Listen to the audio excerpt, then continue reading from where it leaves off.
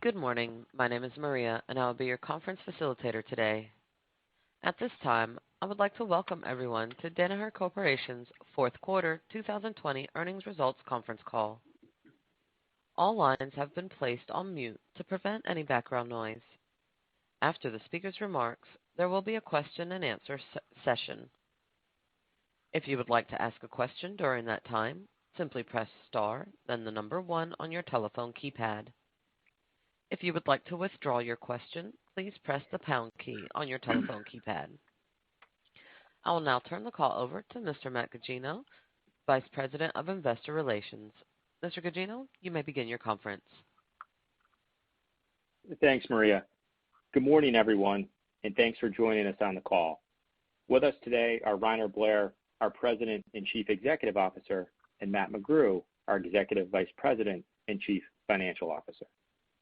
I'd like to point out that our earnings release, the slide presentation supplementing today's call, and the reconciliations and other information required by SEC Regulation G relating to any non-GAAP financial measures provided during the call are all available on the Investors section of our website, www.danaher.com, under the heading Quarterly Earnings.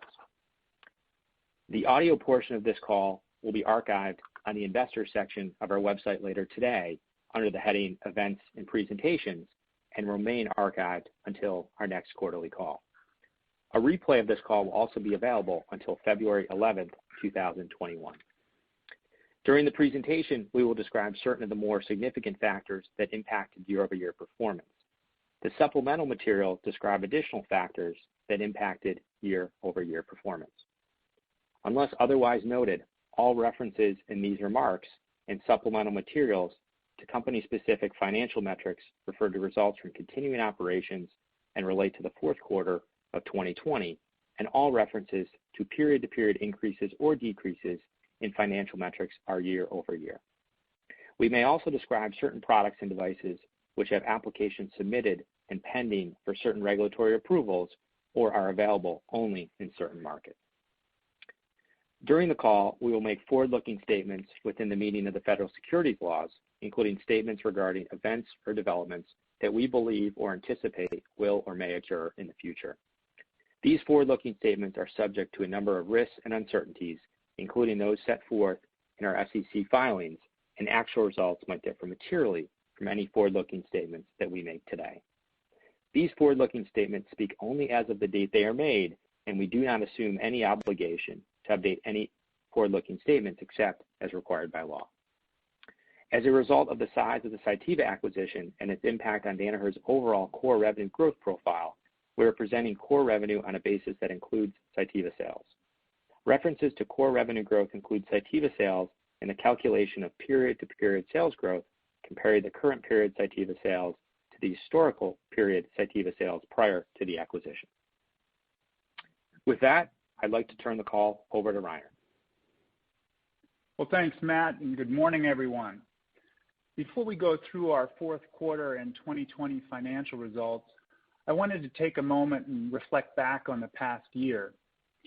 As we all know, 2020 was a year that brought many unforeseen challenges as a result of the COVID-19 pandemic. While our contributions in testing, treatment, and vaccination have helped with the global effort to combat COVID-19, there is still much more progress to be made to overcome the pandemic. It's also not lost on us that part of our financial performance in 2020 was driven by the work we're doing to tackle a health crisis which has had such a devastating impact on so many around the world. That being said, we're also very proud of our contributions to fight the pandemic, and we'll continue to work tirelessly to support these global efforts in 2021 and beyond as necessary. So as I look back on 2020, I'm most struck by our associates' teamwork, dedication, and invaluable contributions during these difficult times. They are truly making a difference in the world. And since the onset of the pandemic, our team has met the challenges presented and turned them into impactful opportunities to help our customers, patients, and the global community. Their efforts have been both humbling and inspiring. I'd also like to recognize and thank our customers, suppliers, and business partners many of whom we called upon for additional support to continue meeting demand throughout this pandemic. We're incredibly grateful and won't forget their collective efforts over the past year. One of our 5 core values at Danaher is the best team wins, and I believe we truly saw that in action in 2020. So with that, let's turn to our 2020 financial results. For the full year, we delivered nearly 10% core revenue growth, 170 basis points of core operating margin expansion, 43% earnings per share growth, and over $5 billion of free cash flow.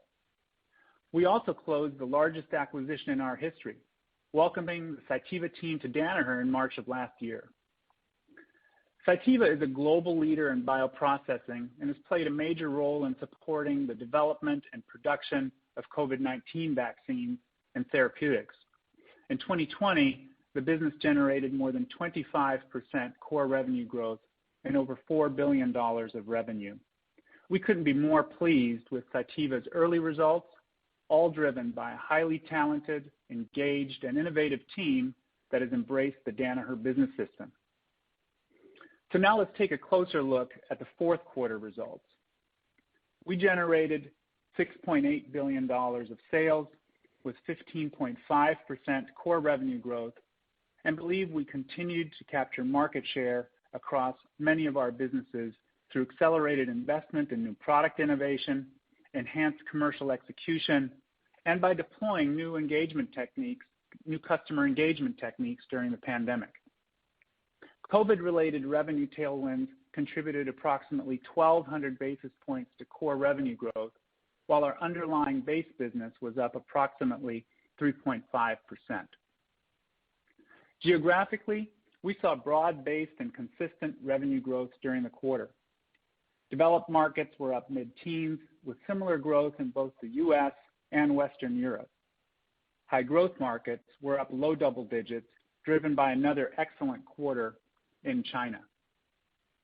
Our gross profit margin was 58.5%, and our operating profit margin of 23.7% was up 390 basis points, including 360 basis points of core margin expansion. Our outstanding margin performance was driven by a combination of higher core revenue growth and the impact of the Danaher Business System on productivity and operations across all of our platforms. Adjusted diluted net earnings per common share of $2.08 was up 63% versus last year.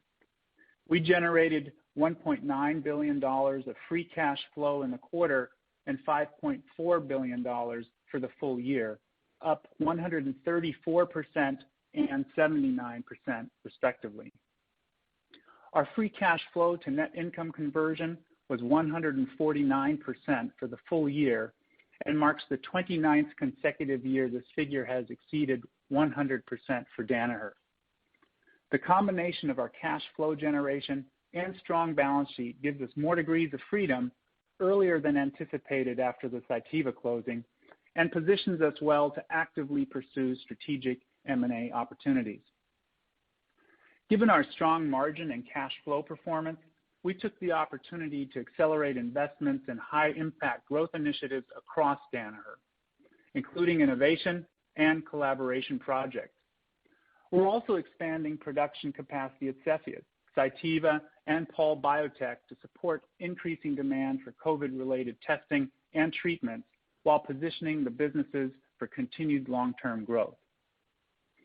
So now let's take a more detailed look at our results across the portfolio.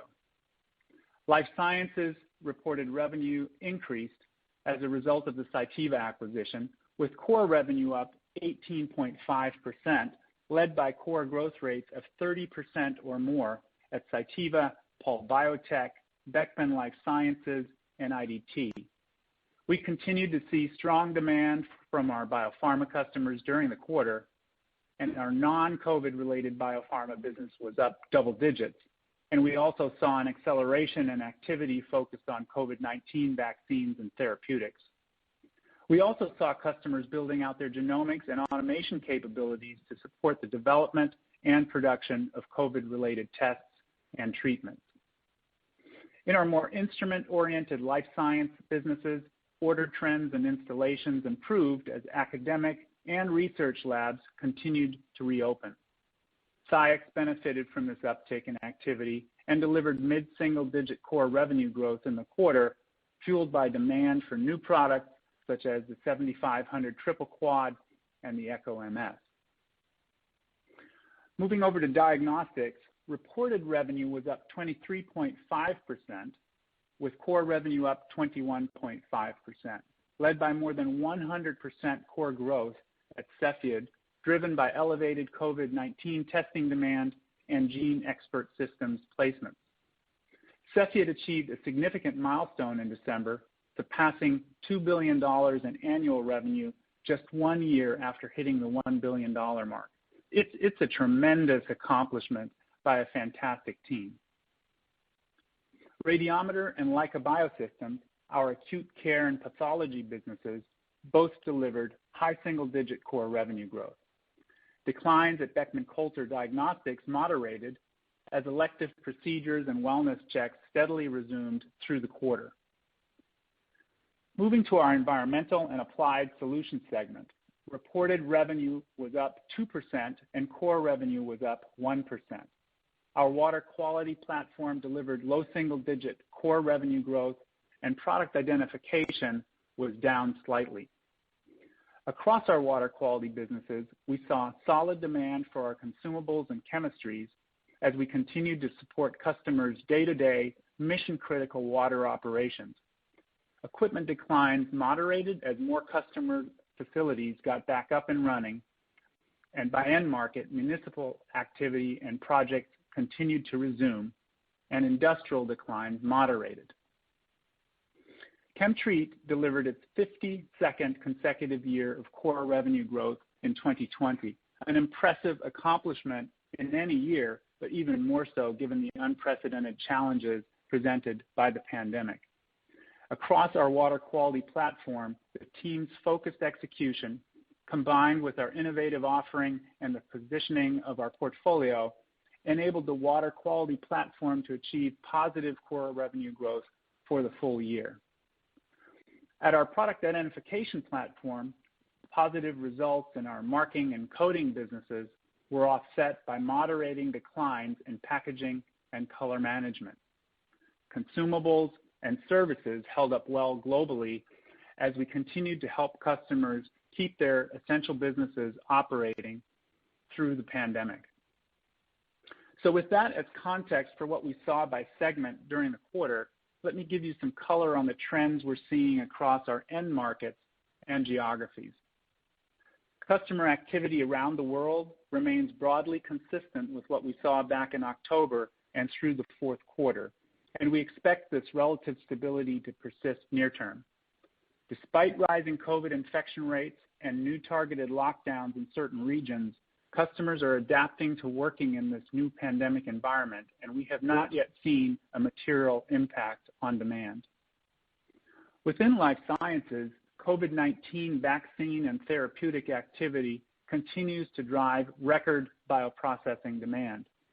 Cytiva and Pall Biotech comprise most of our bioprocessing exposure, and their combined order growth in the quarter was up more than 50%. As a market leader across the bioprocessing workflow, our teams are playing a significant role in the development and production of COVID-19 vaccines and treatments, while working to ramp up manufacturing capabilities on a massive and very compressed timeline. We are involved in the majority of more than 400 vaccine and therapeutic projects underway globally, including all of the vaccines in the U.S. that have recently received FDA emergency use authorization or are in late-stage clinical trials. We're very proud of our team's tireless efforts, which will directly impact the lives of so many people around the world. From where we stand today, we estimate that the 2021 revenue opportunity associated with COVID-related vaccine and therapeutics at Cytiva and Pall Biotech will be approximately $1.3 billion, roughly twice the amount we recognized in 2020. Non-COVID related bioprocessing activity remains strong and in line with what we saw over the last several quarters. Turning to our other life science end markets, and as I mentioned earlier, academic and research labs are continuing to reopen, albeit at reduced capacity as social distancing measures limit the number of people in the lab at any one time. In clinical diagnostics, heightened demand continues for molecular testing in both hospital lab and point-of-care settings. Since launching the first rapid molecular test for COVID-19 in March, Cepheid has meaningfully increased production capacity and shipped approximately 9 million test cartridges in the fourth quarter. As anticipated, approximately 60% of the respiratory tests shipped in the fourth quarter were COVID-only tests, and 40% were 4-in-1 combination tests for COVID-19, flu A, flu B, and RSV. The team also placed a record number of new systems in 2020, increasing Cepheid's installed base by more than 35% year over year to over 30,000 instruments globally, and reinforcing its market-leading position in molecular diagnostics. Cepheid's differentiated offering and leading presence at the point of care position the business to help meet customers' testing needs in 2021 and beyond. As a result of this strong positioning and the elevated COVID-19 infection and hospitalization rates we are still seeing today, we expect to ship at least 9 million tests per quarter for the duration of 2021. Across hospital and reference labs, patient volumes remain steady as elective procedures and wellness checks continue at a similar pace as we saw through Q4.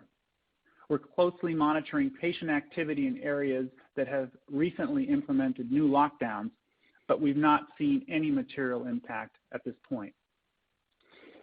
During the quarter, Beckman Coulter Diagnostics expanded its COVID-related test menu with the addition of a high-volume antigen test.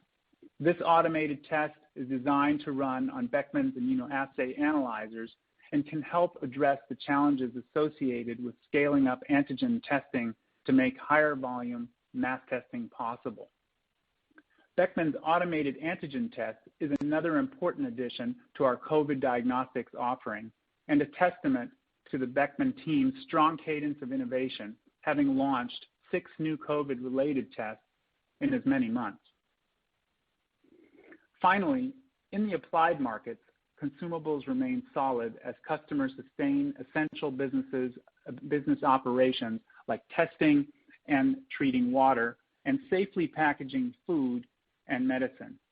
And we're encouraged to see sequential improvements on the equipment side as customers initiate new projects and capital investments. Looking ahead now to the first quarter and full year 2021. We expect to deliver mid to high teens core revenue growth in the first quarter. We anticipate that COVID-related revenue tailwinds will contribute approximately 1,300 basis points to core revenue growth, with mid-single-digit core revenue growth in our non-COVID-related businesses. For the full year 2021, we expect to deliver low double-digit core revenue growth, with growth moderating sequentially in the second half of the year as a result of tougher prior year comparisons.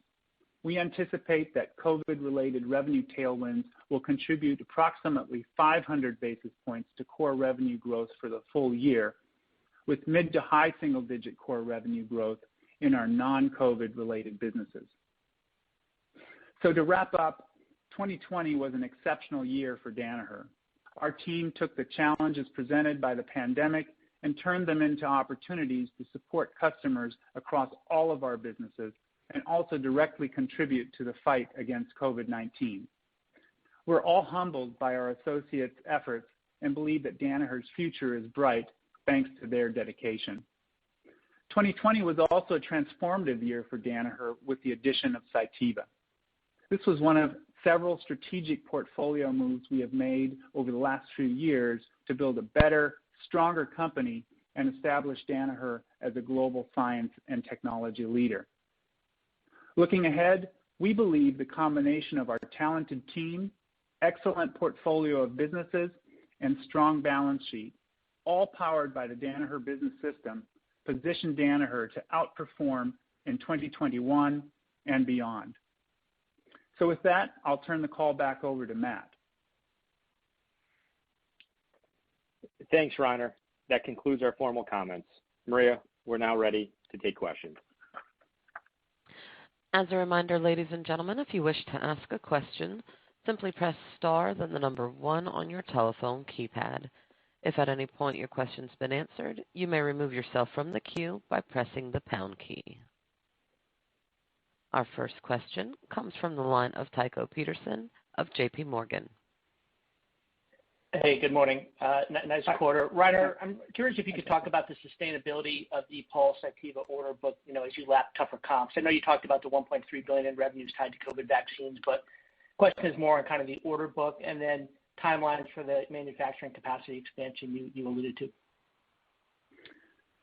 Sure. Good morning, Tycho.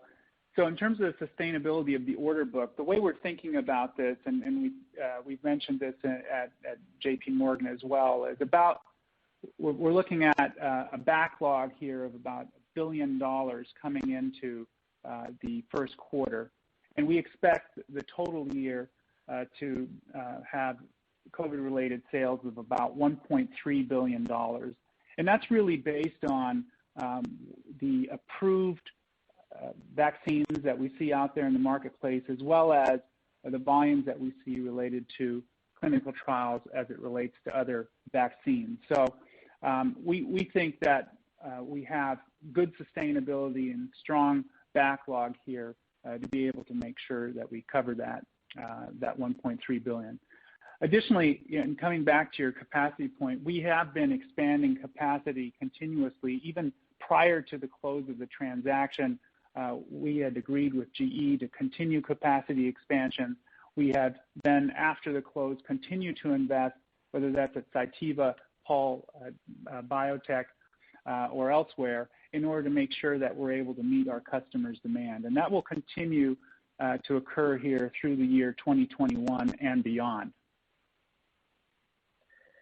Okay, and then for McGrew, one on just the margin dynamics here as we think about, Cepheid 9 million tests a quarter, and then, Cytiva Pulse continuing to kind of trend at these levels. What are the margin implications between these two tailwinds in your view for the year? Yeah, I mean, Tycho, I think maybe the way to think about it is that it helps to kind of sustain a similar margin profile to what we've seen before. So maybe if you think about kind of from a fall-through perspective on the core growth here for 2021, and frankly for Q1 as well, we're sort of assuming we're going to see, about a 40% or so fall-through for, like I said, for both Q1 and 2021. Now that's down slightly from what we've been seeing the last couple of quarters, but I think we want to kind of stay aggressive in what we've been doing on the growth investment side. One, and two, we are starting to see a little bit of inflationary pressure, particularly around kind of freight and a little bit in the supply chain as well. And then, China also is, we've got some targeted lockdowns, as now, but in the fourth quarter, we really saw China sort of having inter-country, if you will, travel be pretty significant. They're moving, they were moving around quite a bit and getting back at it. So, I think we're sort of thinking instead of maybe the levels of fall through we've seen, it might be more like 40. But again, I think we'll be able to hopefully sustain something like that, given what you talked about, which is a pretty good margin profile of both those businesses that will continue to be pretty strong here next year.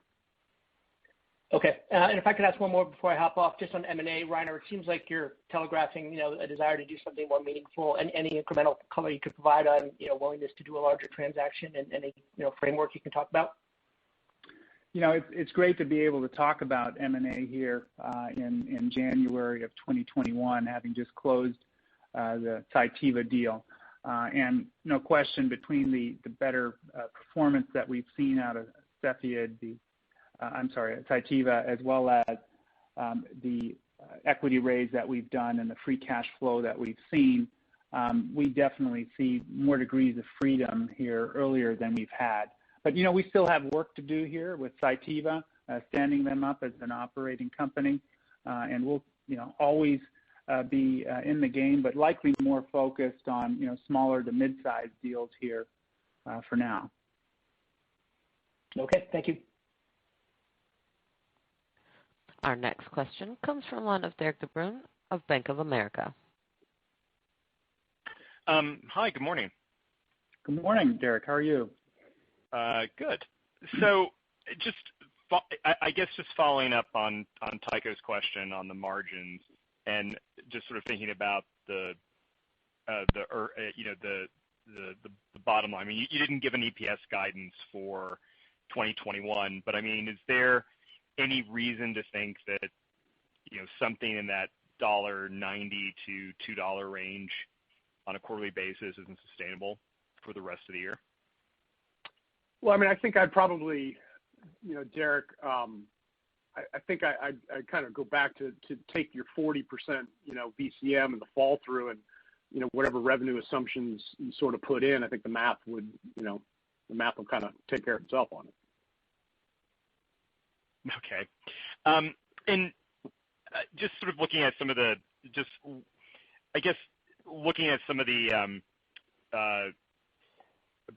one of the big questions that's coming up from investors is thinking about instrument placements in the diagnostics area. I mean, obviously there's been, not only has Cepheid placed a ton of instruments, but a lot of your competitors, all the other companies selling molecular diagnostic tools have placed enormous numbers of instruments. Are you worried that there's going to be a glut of machines out there that don't get used, or are you being very selective in sort of like where you're placing it? The question is like, what's going to be the follow-on demand once we're sort of past COVID for your installed base? Mm-hmm. So, our instrument placements, as we think about Cepheid, we have placed now and have an installed base of over 30,000 instruments, right? Growing that over 35% here in the year 2020. And we've been very thoughtful about the placement of those instruments. First of all, in helping here during the pandemic and making sure we have those at the point of care where diagnostic decisions are being made, and the answer has to be fast and it has to be right. And the Cepheid Gene Expert is just the perfect solution for that. At the same time, we've been thinking about those placements for the long term. You may be aware that Cepheid has the largest molecular diagnostic menu in the U.S. with over 20 tests, and outside of the U.S. with over 30 tests. And so we've placed those instruments primarily there where we see that even in a post-COVID world, they would find great utilization based on the full testing menu. Great. And then just one cleanup question or just one follow-up question. How should we think about the EAS segment in 2021? So the EAS segment has been improving sequentially here throughout 2020. And we're really pleased with the fact that water quality in particular has had positive growth, but also PID was, essentially flat here in 2020 as well. And so we see that recovery, and we will continue to see that recovery here as we go through 2021 and expect them to be, in the mid-single digit range, not only as the consumables remain solid as they have been, but as those instrument placements, which have been in moderating decline, start picking up as we see these customer projects in our funnels. Thanks. Thanks, Bill. Our next question comes from one of Vijay Kumar of Evercore ISI. Hi, Vijay. Hi, guys. Good morning. Congrats on a solid print here. Rainer, maybe I'll start with, some of the base businesses here, right? The assumptions here for the guide in the base business, mid-singles. Obviously, the comps were pretty easy in 20 given the disruptions. I look at Q1 guide here, mid to high teens. You guys just did mid-teens, inclusive of days impact. Correct me if I'm wrong. It feels like the base business is accelerating here. Life science particularly, it seems to be growing double digits in the back half of 20. I'm curious what's driving that acceleration in base life sciences in the back half of 20, and why is the guide assuming mid-singles for 21? So, Vijay, that's right. I mean, we have seen a sequential acceleration of our more instrument-related life science businesses as labs have continued to open. They've been able to work out their social distancing protocols. They're not up to full capacity yet, but they certainly have been improving, and that's given us more lab access to continue installations and, of course, brings the service business back online. So that's been continuously improving, and we would expect that trend to continue here in 2021. Now, as we think about the guide here, mid to high teens, look, we have our base business there at mid-single digits, which is 150 basis points acceleration, as well as the COVID tailwind accelerating here to 1,300 basis points. So we think we're well placed there. And just as a reminder, we've got a couple working days less also in the first quarter of 2021. And then lastly, as it relates to the COVID tailwinds, keep in mind that Cepheid already last year in the first quarter had a very strong quarter as the physicians were trying to rule out flu, if you will, with more flu testing in the absence of an actual COVID test. That's extremely helpful, Rainer. One for Matt. Matt, I know you said the 40% incrementals, we can do the math, but I just want to clarify, apologies. I'm getting to north of 28% operating margins for fiscal 21. Does it seem ballpark in the right zip code for you guys? Yeah, I mean, again, there's not much. If you think about the fall through at kind of 40%, there are some moving pieces here below the line, but they largely offset each other. So, I mean, I think it's pretty straightforward that whatever your revenue assumptions are going to be, that should be a pretty good way to think about. Wherever you land on that, I think will dictate where you come out on the bottom for sure. Gotcha. And then, Rainer, one quick one for you, please, on the high-volume antigen test. Is that, I know you sort of mentioned in your press release about screening opportunity. Is that an upside in the model here for the guide, or how should we think about high-volume antigen tests?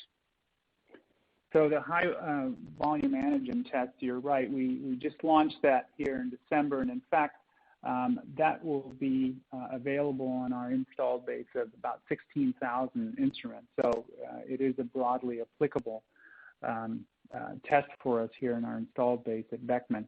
Having said that, we've been very moderate in our planning assumptions here as it relates to including higher volumes of antigen tests until it becomes much clearer how those will be applied here, not just under the Biden administration in the U.S., but throughout the world as people start setting standards as to what the test results for antigens mean from a diagnostic perspective, but also in terms of how you might think of large volume serial testing for schools opening up and other institutions. Gotcha. Congrats again, guys, on an impressive print here. Thanks. Thanks, Vijay. Our next question comes from one of Scott Davis of Melius Research. Hi, Scott. Good morning, guys. Hi, Scott. Good morning. A couple nitpicky questions. And on E&AS, is there a meaningful difference between the incremental leverage on the recovery in water versus product ID?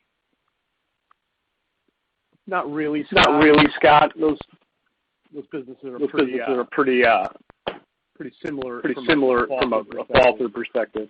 Like 35 to 40% ballpark? I think that's a good place to be. Okay. And then when you guys were thinking in terms of like the 4-on-1 versus the 4-in-1 take rates, the 40% number, is that kind of uniform around different geographies, or is there particular higher take rates in different geographies around the world? Scott, so it actually does differ by geography. Let me see if I can do something about this. Echo here. Can you hear me okay? Now? I can hear you fine. Okay. So it does differ by geography. Particularly in the U.S., you are looking at 60% COVID only and 40% of the 4-in-1.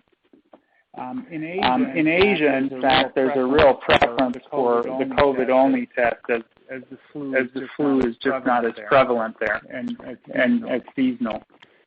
As you go to Europe, here we see increasing adoption of the 4-in-1. But that's a little staggered as the improvements by country roll in. Okay. All right. I'll pass it on. Stick to 2 questions. Thank you, guys, and good luck. Thank you, Scott. Our next question comes from one of Doug Schenkel of Cowen. Hi, good morning, guys, and thank you for taking my questions. Maybe just a quick follow-up on an earlier guidance question. It looks like you're assuming a 2-year stack-based business growth of around 5%. That doesn't seem to imply a full recovery as we think about the steady state for your portfolio.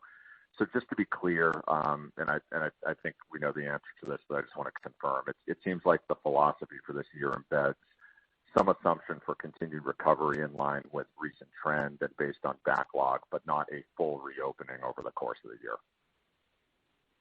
Doug, that's exactly how we're thinking about it. We are still in the middle of the pandemic, as we all know, and while we're hopeful that things get better as the vaccines roll out and the adoption there improves, we are not expecting 2021 to be a year that is, if you will, a post-COVID herd immunity year. This is going to continue to be a transition year and probably not quite back to the pre-COVID rate. Okay, super helpful.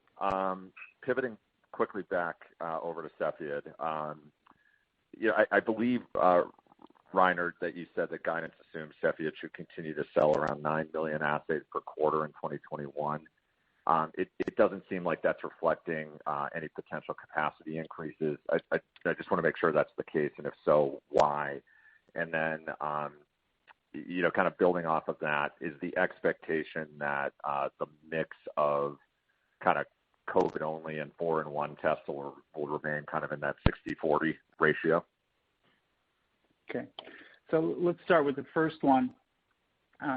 As you may know, we in Q2 of last year shipped 6 million, 7 million in Q3. We were planning to ship 8 million cartridges here in Q4, and we're able to exceed that by shipping 9 million. So as we think about our capacity improvements, which we continue to work on, we do not yet have those in place. And in view of the pretty dynamic situation, also as it relates to the actual pandemic, we think it's a good planning number to take the 9 million cartridges here per quarter for the full year. And of course, as we continue to work on, and we are working on and investing in capacity increases, we'll provide further updates. Now, in terms of the mix, I think that is a good planning assumption, the way you're thinking about that, with 60% COVID-only tests and about 40% of the 4-in-1 tests. That's how we're thinking about it as well. Okay. Just one last one. I just wanted to dig in on your commentary regarding capacity expansion within bioprocessing. Presumably, at some point, you're going to be well positioned to transition the building COVID-19 capacity over to other large molecules.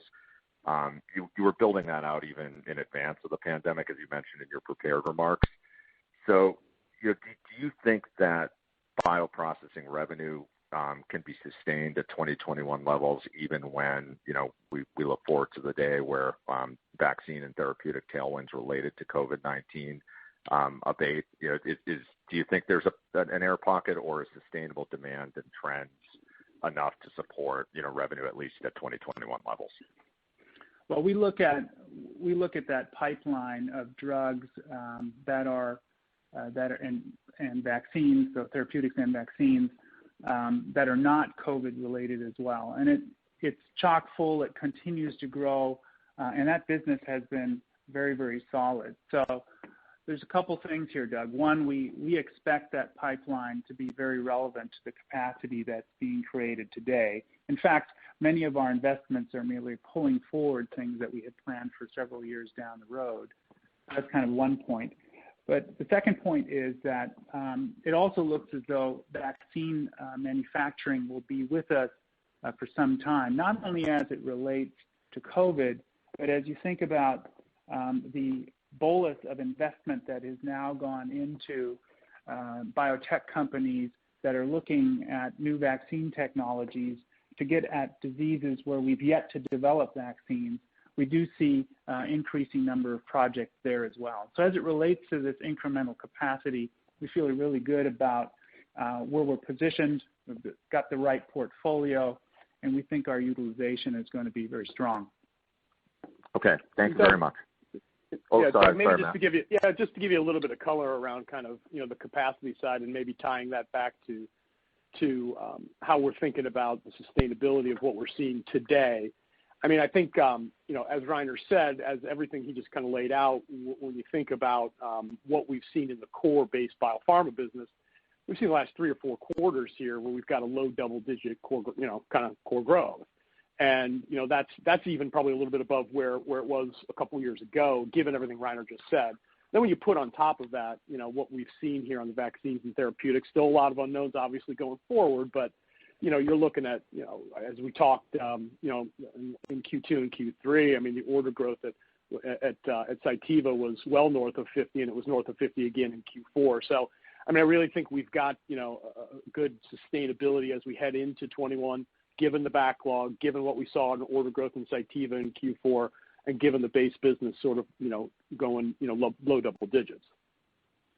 That's great. Okay, thanks again, guys. Our next question comes from one of Steve Bochow of Wolfe Research. Hi, Steve. Hi, good morning, and thanks for the time here, everybody.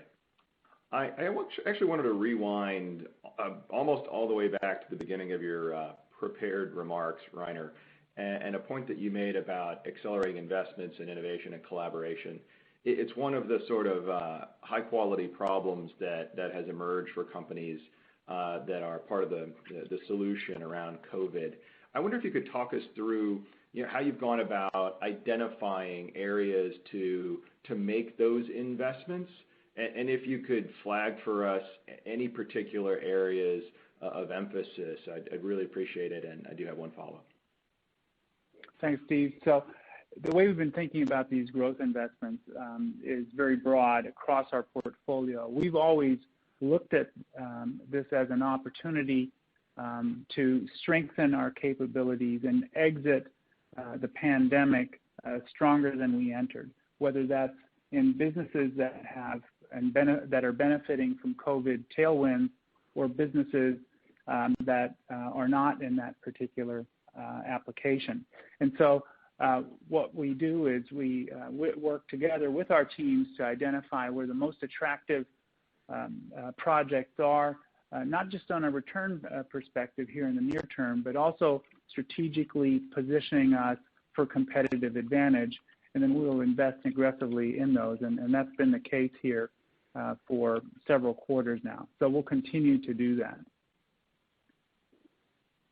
Okay, much appreciated. And then, look, a lot of good questions have been asked about margins, earnings, and the businesses. I'll try to round it out a little bit and just ask about core BECDX. I wonder if you could give us perspective on where you are with the DXA rollout and the replacement cycle, and to what extent COVID has impacted that. I could see it having some puts and takes. So any perspective on how that's going and what you're thinking about CorVec DX, I should say, for 21 would really appreciate it. Thanks again. Yeah, Steve, maybe sorry, go ahead, Ryan. Okay. Yeah, I was just going to say, I mean, we've just launched the DXA, and we couldn't be more pleased with the initial interest in that. But if we back up to the Beckman Diagnostics business for a second and see how that's been performing, we've continued to see sequential improvements here quarter over quarter in practically every region. And couldn't be more pleased with the way, in fact, that business has positioned. You were speaking earlier about these kinds of growth investments that we're making. Well, we've just launched the hematology analyzers along with the DXA. So the DXH is 9,000 and 5,000, as well as just launched 6 new COVID-related tests. So that's just an example of your first question also as it relates directly to Beckman DX. So we've been tracking exactly where we wanted to here with the DXA, and that's been really going well for us. Matt, did you want to add anything there? No, yeah, I just wanted to sort of address the question of what we thought they'd do from a growth perspective here in 21. And I think we're sort of thinking that as the rebound continues a little bit with the patient volumes, we expect them to be up sort of high single digits here for the year. Great. Thanks so much. Thanks, Steve. Our next question comes from the line of Jack Meehan of Nephron Research. Hi, Jack. Hi, good morning. Thank you. I was wondering if you could give a little bit more color on expectations around capital equipment. So you obviously ended the year on a strong note, but just given some of the recent flare-ups, do you think that sustains as you go into the first half of the year? So, Jack, you're right. We have seen capital equipment purchases picking up here as labs open up. That's increased, and then we closed very strong here. We saw that in many of those instrument type businesses in the end of Q4 with some high single-digit performance there. So, in fact, we continue to see that. We've polled our businesses and customers, and they're learning to work around the pandemic with the necessary social distancing measures, and we continue to see that accelerating here going into 2021, and we see that also reflected in our guide here for both Q1 as well as the low double digits for 2021. Great. And then I know you've given a lot of color already on bioprocessing, but one follow-up just on the expectations built into the guidance. So, you have it roughly doubling to $1.3 billion from COVID tailwinds in 2021, but that kind of looks like you're annualizing the benefit you saw in the second half. So is there anything, maybe just talk about how you see the demand playing out throughout the year, and is there anything tailing off maybe on the therapeutic side? What are you assuming there?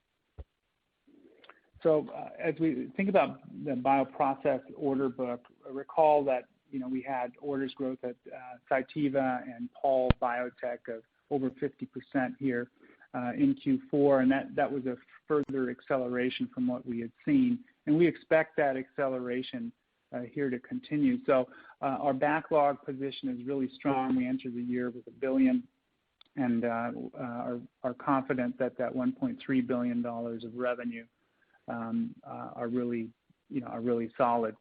But that also has some assumptions behind it, which is, here we are supplying the approved vaccines as well as those that are in clinical trials. And we're well positioned, not just on the vaccines in Project Warp Speed, but the over 400 projects that you have, both vaccines and therapeutics. So as you think about 2021, while we do expect a moderation in the second half of the year, that's entirely related to more difficult comps as opposed to a trailing off of the actual absolute demand. So we believe that will continue. Yeah, Great. to give you Thank some you. sense, to give you some sense, Jack, on how the order book is going to flow through. I mean, we saw it in Cytiva and Paul Biotech. In the second half of the year, we grew, call it north of 35%. We've got that backlog position now. Now, some of like you said, some of it came in during the year and booked and shipped in the year to give us the 35%. But we're going to get off to a pretty good start here at Cytiva. Q1 core growth in Cytiva is going to be probably north of 50%. So I think we'll have a good, strong start. Let's see how that order book sort of develops through the year as more vaccines and therapeutics sort of make their way through the systems to the approvals. But that's sort of how we've framed it as we stand now with kind of the $1.3 billion opportunity.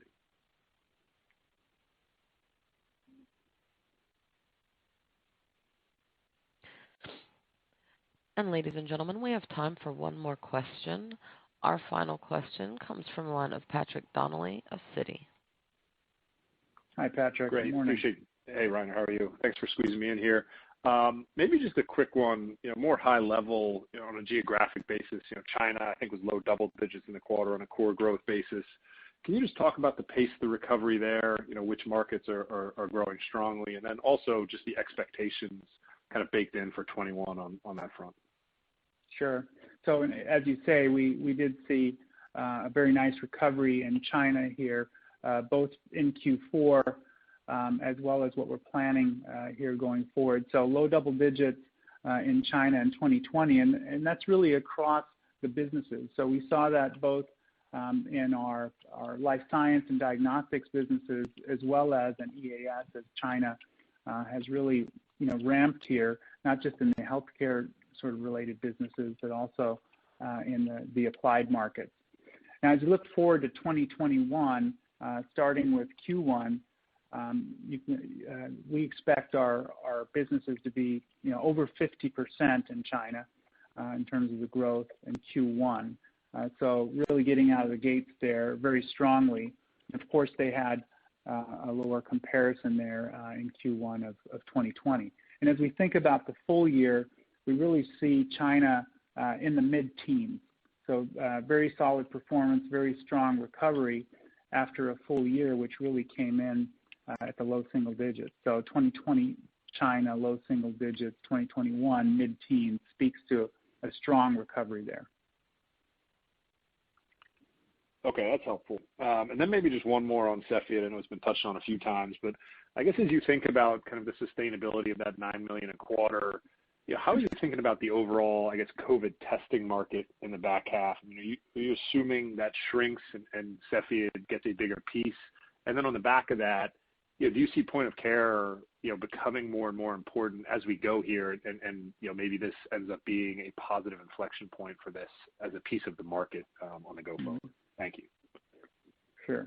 So, looking to point of care here and COVID testing in general to the second half, it's very hard to forecast right now how COVID testing will play out in the second half, just because as we think about vaccines rolling out, we're already now talking about variants. Who knows how many more of those will occur? And of course, often the dialogue tends to be about what's happening in the U.S., but in fact, other places around the world are not vaccinating yet at that rate, or even don't have vaccines yet. So we think that planning assumption of $9 million per quarter is a very solid planning assumption. And then as it relates to Cepheid in particular, at the point of care, you may have heard this concentric circle metaphor, but point of care is really at the center of that in terms of the durability of that testing for the long term, because that's where the doctors need fast turnaround time. That's where they need an accurate result, because they're going to make a therapeutic decision. They're going to make a decision as to what happens next. And the outer portions of those concentric circles are the ones that have increasingly less durability as the general public becomes vaccinated, and over time, although it's going to be interesting to see whether that's achieved in the second half of the year, whether herd immunity is even relevant. Keep in mind, herd immunity is not something that happens in a country. The whole world is a petri dish here, and if we continue to travel and interact with each other, there's a high likelihood that high testing volumes will continue for some time. Great. Thank you. Thank you.